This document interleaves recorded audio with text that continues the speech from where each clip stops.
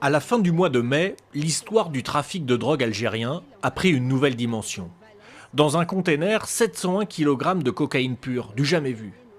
L'armée, sur renseignement des services secrets espagnols, vient d'arraisonner un bateau, et du jamais vu encore, la police est totalement écartée.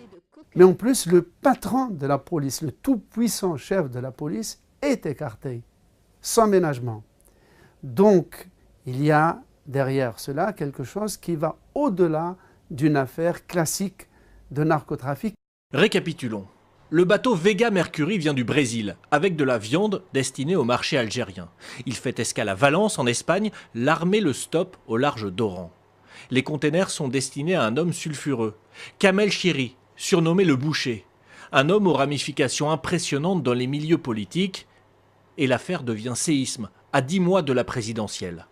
Kamel Le Boucher est très lié avec beaucoup d'hommes politiques ici en Algérie, beaucoup de responsables. D'ailleurs, ce n'est pas juste lui qui a été arrêté, mais aussi le fils d'un ancien Premier ministre, Abdelmajid Tebboune, le chauffeur du désormais ex-patron de la police, d'autres responsables politiques et militaires, et même des magistrats, même des juges ont été arrêtés. Le président de la République, sans doute candidat à sa réélection, et son entourage ne veulent pas de problème, ne veulent pas de crise, ne veulent pas être inquiétés, être liés à des affaires de drogue. C'est pour ça qu'ils ont fait le ménage autour d'eux. Mais la drogue elle-même est une question, car la cocaïne est rarissime dans ce pays. Elle est vouée à d'autres objectifs, notamment le financement d'achats d'armes. C'est l'idée ou la rumeur ou le ballon d'essai qui est en train d'être agité par différents commentateurs.